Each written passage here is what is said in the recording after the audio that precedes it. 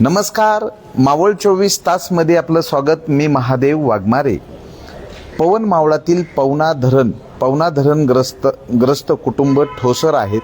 यामध्ये बाबू दगडू आणि मारुती दगडू ठोसर हे सख्खे भाऊ. पण यामध्ये बाबू दगडू ठोसर यांनी जो दुसरा भाऊ आहे याला पुनर्वसनाचे जे असणारी जी जमीन आहे आणि घरासाठी मिळालेली जागा आहे ती दुसऱ्या भावाला न दिल्याने मोठा प्रसंग निर्माण झालेला आहे. आणि त्यातच मृत्यू पत्र त्यांनी तयार केलेलं आहे. आणि मृत्यूपत्रामध्ये काही जणांना हिस्सा दिला तर काही जणांना दिला नाही. तर प्रत्यक्षात आम्ही जाणून घेतोय. काय नाव तुमचं आणि काय सांगाल? माझं नाव रोहिदास मारुती ठोसर. माझे चुलते बाबू दगडू ठोसर, त्यांना एक भाऊ होता मारुती दगडू ठोसर. त्यांनी काय केलं की देवल्यातली जमीन दोघांच्या भावांच्या हिश्श्यावर दिली, सेम केली, त्याची खरेदी घेऊन येते. आणि आम्हाला तिकडं पवना धरणग्रस्त म्हणले जमीन ही आमच्या हिश्श्याला दिलेली नाही. आजही आम्ही जेव्हा बसून तुम्हाला पवना धरणग्रस्त पुनर्वसनात किती एकर जमीन भेटली? आम्हाला 4 एकर जमीन ही कसण्यासाठी, त्याच्यातली 1 एकर गवती रान आणि 3 एकर बागायत भेटलेली आहे. त्याच्यानंतर आम्हाला 3 गुंठे ही घर बांधण्यासाठी जागा भेटलेली आहे. यामध्ये आता जे आहे तुमचे ते मोठे चुलते होते, या चुलत्यांनी काय मृत्यूपत्र तयार केले त्याबद्दल काय सांगा? मृत्यूपत्र असंच त्यांनी तयार केलेलं आहे की 1987 वय होतं माझ्या चुलत्याचं. त्यावेळेस ते आहेत ना, म्हणजे त्यांना काही सूज नव्हती, की त्यांना कळतही नव्हतं. त्यावेळेस ते गिरावले डॉक्टर आहे म्हणून मळवलीतले, त्यांचं खोटं सर्टिफिकेट घेतलं. नंतर आम्ही त्यांना विचारलं, त्यांनी जबानी दिली आम्हाला की हे आम्हाला माहिती नाही. ते साक्षीदार पण होते त्यांचे, एक देशमुख म्हणून आहे, निवृत्ती देशमुख. त्याला विचारतो म्हणला मला माहिती नाही हे मृत्यूपत्र बनवतात हे. त्यांना आम्ही पोलीस स्टेशनला घेऊन त्यांनी जबानी दिली की हे खोटं आहे म्हणून. आणि गिरावल्याने सांगितलं की त्यावेळेस ते खूप आजारी होते, त्यांनी ते कसं बनवलं मला माहीत नाही आहे. हे अमोल ठोसर आणि आबाजी ठोसर ह्या दोघांनी हे केलेलं आहे. बरं, आता नेमकं तुमची भूमिका काय आहे? तुमची देवलेला मावळमध्ये देवलेमध्ये जमीन आहे, ते गट नंबर किती आहे, ती खरेदी केली ते तुमच्या वडिलांना भेटली. पण आता भेटली जमीन कुठली भेटली नाही आणि ती कशामधनं घेतली होती? हे का देवल्यामध्ये ना 3,000ला त्यावेळेस 1969 साली आहे ना 3,000ला आम्हाला 10,000 रुपये भेटले होते. त्याची जमीन बाबू दगडू ठोसरने यांनी खरेदी घेतली. त्याच्यात आम्हाला निम्मा हिस्सा दिला. 124 मध्ये पण आम्हाला निम्मा हिस्सा दिला. तिथं सेम वाटे झाल्यात, बाबू दगडू आणि मारुती दगडू. 7-12 दाखवते का? 7-12 हे पवनाचे.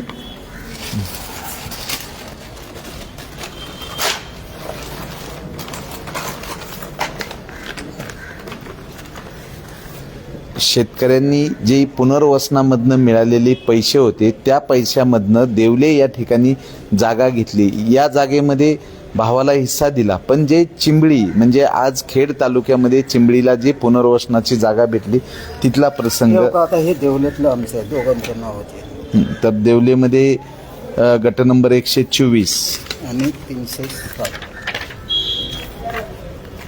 आणि गट नंबर 361. हा, यामध्ये मग आता प्रसंग कशाचा निर्माण झाला आणि सद्यस्थिती काय आहे? आता आम्हाला सध्या काय आहे तिकडला? 582चा 32 आणि 582चा 44. बरं, काय स्थिती काय आहे सध्या? जेव्हा आम्हाला मिळली तेव्हापासून आम्ही आहे ना ती जमीन कसते, आजही गावची पूजा करते मध्ये आधी जाऊन. पण ते आज आहे ना त्यांनी शिवाजी गवारे ह्यांना विकलेली आहे ती जमीन.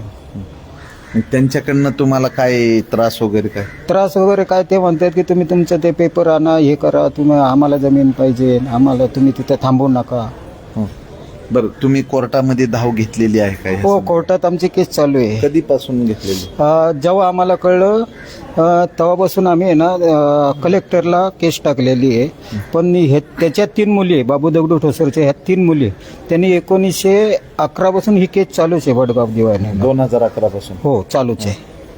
बरं, तर या ठिकाणी 2 प्रसंग निर्माण झालेले आहे. एकीकडे चुलत्यांनी देवलेच्या जमिनीमध्ये हिस्सा दिलेला आहे, पण चिंबळी या ठिकाणी जी पवना पुनर्वसनाची 4 एकर 3 गुंठे ही जी जागा भेटली यामध्ये अर्धा हिस्सा दिलेला नाही. तर त्यामध्ये काय नेमकं तुमच्यावर काय अन्याय झालेला आहे काय? माझं नाव सुरेश कोंडीवाटो सर, राहणार माझगाव. तर माझा असा अन्याय झालेला आहे की मृत्यूपत्र तयार करताना मी आबाजीला सांगत होतो की आपल्याला भावकी आहे, तुमच्या बहिणी आहेत, सर्वांचा विचार घेऊ आणि ही प्रॉपर्टी धरणग्रस्त असल्यामुळे ती काही विकू शकत नाही आणि आपण स्वतः काबीज करू शकत नाही, तर आपण सहमतीने ती आपण ताब्यात ठेवू शकतो. तर मी 3 वेळा वकिलापुढे त्यांचे पेपर फाडले तरी त्यांचे ते लक्षात आलेलं नाही काय. तर त्याचा बदला त्यांनी काय केलं की माझा जो भाऊ आहे शंकर कुंडीपा ठोसर त्याला पुढे घेऊन त्याचं नाव टाकलं मृत्यूपत्रात आणि माझ्यासुद्धा अन्याय आहे. आज मला दांडकं काढतात, माझ्या केसेस पाडतात, काय मला दादागिरी करतात, माझ्या नावाच्या सुपाऱ्यासुद्धा देतात ते. मी आज बिगारी काम करून माझी पोट जीविका जगत आहे. मला वयस्कर वडील आहे, त्यांचा दवाखाना बघायचा की काय करायचं त्या वडिलांना सुद्धा हा शंकर संभवित नाही. त्यांना सुद्धा आहे ना, आता एक 4 महिन्यापूर्वीची गोष्ट आहे, त्यांना वडिलांना ॲडमिट केलं तर शंकरने रोडवर सोडलेलं होतं. अशा परिस्थितीत मी स्वतः वडिलांना उचलून दवा पाणी खर्च केलेलं आहे. तुम्ही वाटलं तर वडिलांना सुद्धा ऑपरेशन विचारू शकता. आणि आबाजीने काय केलेलं आहे की आता वडिलांचा साथ घेऊन मध्ये की दोघं भाऊ एकत्र देवलीची जमीन कसू असं बोलीभाषी केली. कित्येक वेळा आम्ही गावचे पोलीस पाटलांकडे पण हा विषय मांडला, तर पोलीस पाटील बोलते तुम्ही समोरासमोर या, तर पोलीस पाटलांकडे हे आबाजी ठोसर बसत नाही. आबाजी ठोसर, शिवाजी ठोसर, योगेश ठोसर ही पोरं कुणी बसत नाही गाव पातळी. तंटा मुक्त्यावाल्यांकडे पण सुद्धा मी हा विषय घेतला. बरं ते म्हणतात की तुमच्या घरची जर बसत नाही तर हे होत नाही. आणि प्लस पॉईंट त्यांनी जे चाकणला जे पुनर्संचय जमीन साठीकत केलेले विद्या शिवाजी गवारे यांच्याकडनं जे 2 करोड रुपये घेतलेत त्याचे त्यांनी वडगाव मावळला फ्लॅट घेतलेत, कोणी रो हाऊस घेतलेत. आणि माझ्या वडिलांचा हिस्सा असून माझी प्रॉपर्टी असून आज मी भाडीच्या रूममध्ये राहतोय. हा माझ्यावर कसा अन्याय आहे.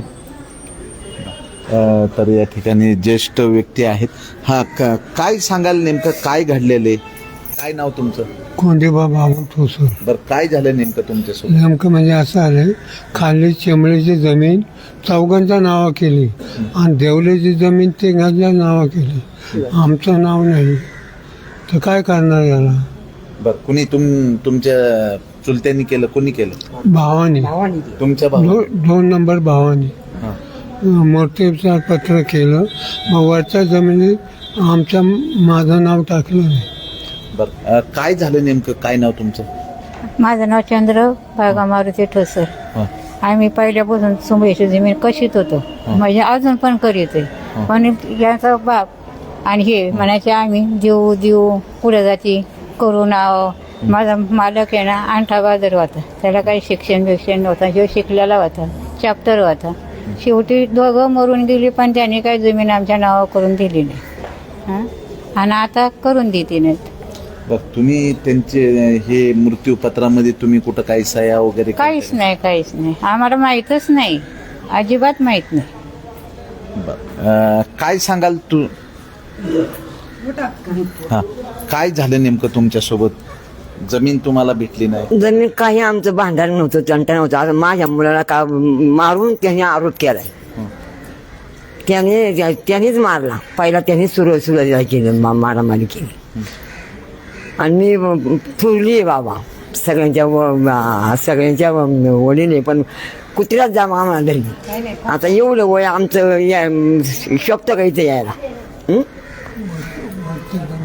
तर या ठिकाणी मावळ तालुक्यातील देवले गावामध्ये मुळामध्ये ह्यांचं पवना धरणामध्ये जे गाव गेलेलं आहे माझगाव, हे माझगावचे पण पुनर्वसन यांचं जे आहे पुनर्वसनमध्ये यांना 1969ला चिंबळी खेड तालुका या ठिकाणी 4 एकर 3 गुंठे जागा पुनर्वसनात दिली होती आणि त्या आलेल्या पैशामधून देवले या ठिकाणी जागा घेतली होती. पण एका भावाने दुसऱ्या भावाला चिंबळी या ठिकाणी हिस्सा दिला नाही. तर त्यानंतर त्यामध्येच की मृत्यूपत्र तयार करून ह्या जागा ज्याच्या वारसा हक्काने ज्याला भेटल्या पाहिजे त्या जागा न देता मृत्यूपत्र बनवलेलं आहे. आणि हे अख्खं ठोसर कुटुंब आज मावळ तहसील कार्यालयाच्या परिसरामध्ये उपस्थित झालेलं आहे. तर बघूयात प्रशासन या घटनेकडे कसं पाहते आणि ह्यांना न्याय कधी मिळतोय.